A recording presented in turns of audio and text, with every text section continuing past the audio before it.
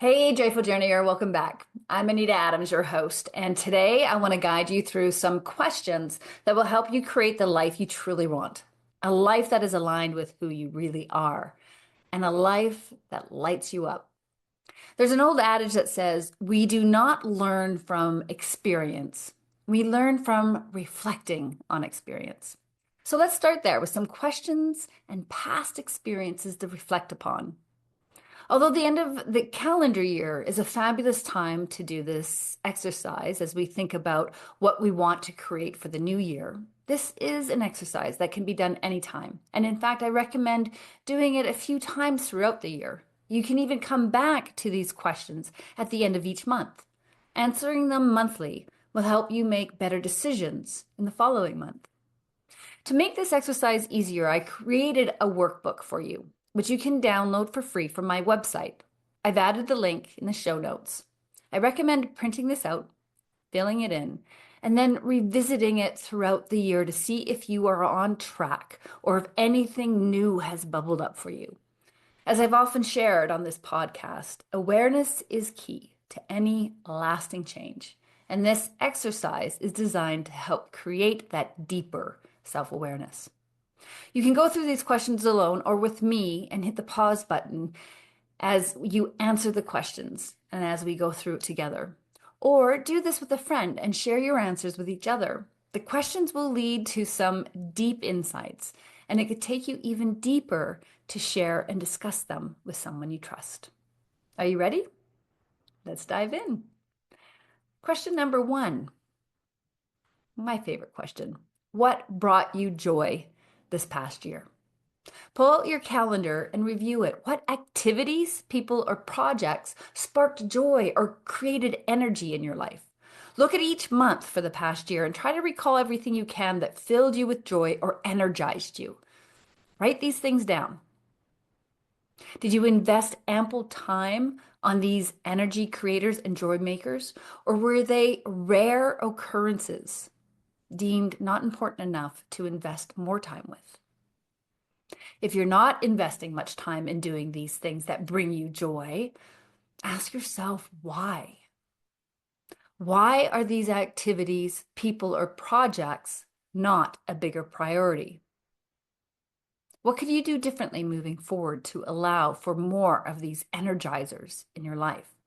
As an example, reduce time watching Netflix or scrolling on social media. Get up 15 minutes earlier every morning. What could you do to make more room in your life for these people, activities, and projects that light you up? Question number two, what drained your energy this past year? Look over your calendar again and identify what de-energized you. What activities, people, or projects consistently drained energy from your life?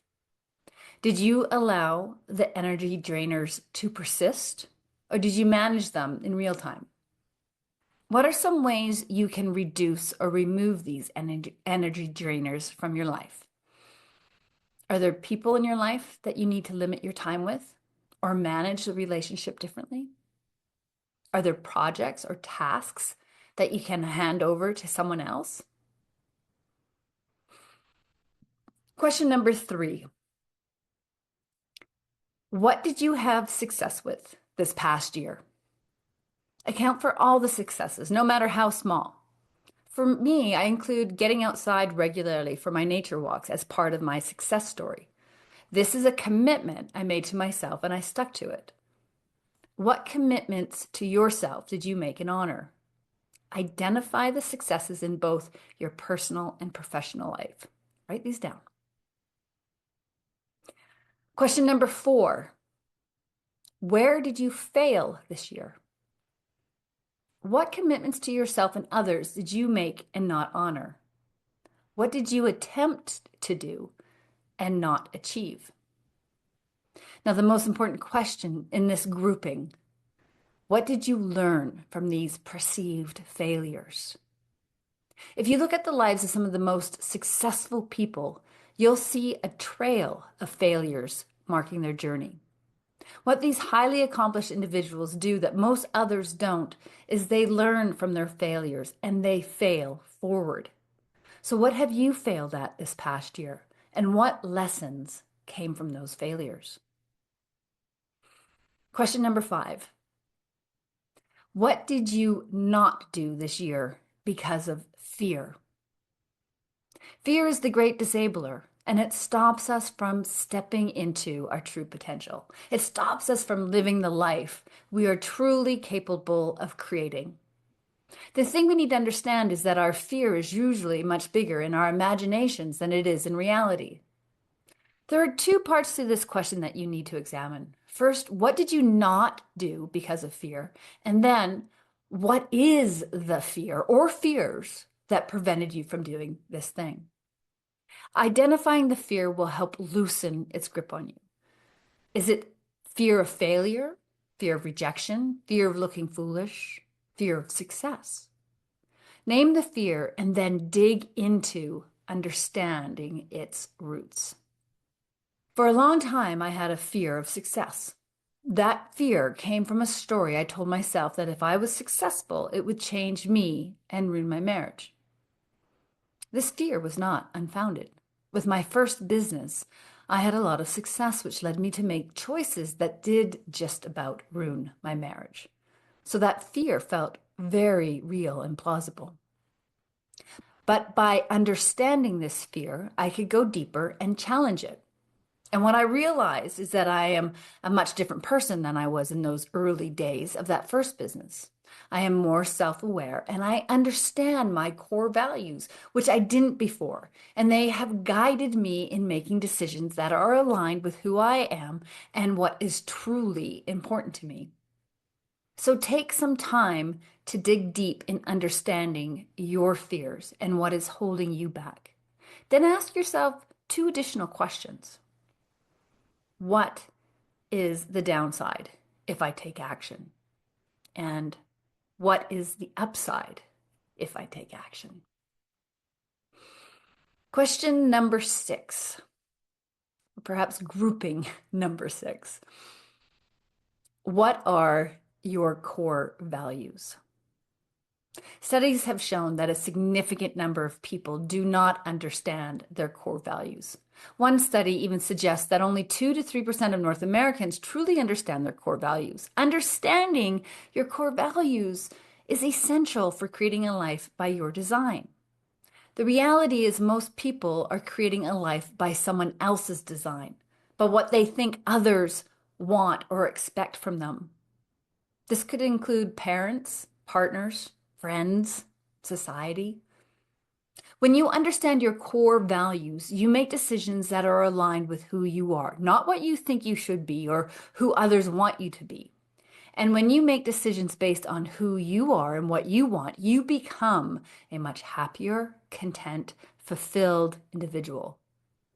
So let's do an exercise now that will help you identify your core values. Keep in mind your core values may change as your life situation or circumstances change, and as you evolve and as you awaken. So come back to these exercises at least once a year. All right. You need to refer to the personal values chart in your workbook. Again, you can download the workbook from my website, and a direct link to that is in the show notes. From this list, identify 10 character traits or values that most resonate with you. Write those down, those 10 character traits. Now circle your top 4 from that list of 10. If you have a hard time identifying your top 4 values, then go through the additional short exercise in the workbook that walks you through a few life scenarios. The questions asked in these scenarios will help you hone in on the traits and values you deem most important. Once you have identified your top 4 core values, they will become your guiding posts for making all your decisions. I recommend that every big life decision you make checks off at least 3 of these top 4 values. Question number 7. What practices support your well-being? What practices did you have this past year that supported you? What practices do you want to create that support your well-being moving forward? In answering this question, I encourage you to think about your well-being in all spheres of life. And there are 8 spheres of well-being. These include spiritual, physical, emotional, social or relational well-being, occupational, financial, intellectual, and environmental well-being. For this exercise, identify a daily, weekly, and monthly goal in each sphere of well-being. For example, under financial well-being, you might have a daily goal of checking your bank account and recording transactions, a weekly goal of reading about how to invest wisely, and a monthly goal of paying off credit card debt and putting 10% of earnings into a tax-free savings account. Some goals may overlap in 2 spheres. For instance, the goal of going for a daily walk in nature could fall in the spiritual, physical, and emotional well-being spheres. Take your time with this exercise and reflect back on it regularly. By identifying these daily, weekly, and monthly goals in all spheres of your well-being, you are creating a blueprint for success in all areas of life. And what I've come to understand is that you are only truly successful when you can achieve well-being in all these spheres.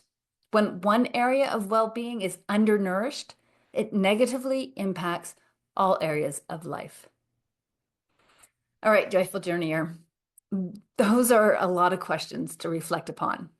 Have fun with this exercise. Give yourself the space and time to dig deep, to find your truth and tap into the inner wisdom that will guide you towards creating a most beautiful, satisfying, and joyful life.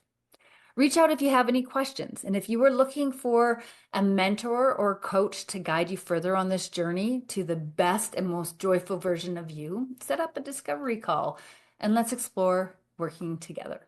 In the meantime, have a fabulous day and we'll catch you next time. Thanks for tuning in, Joyful Journeyer. A biento.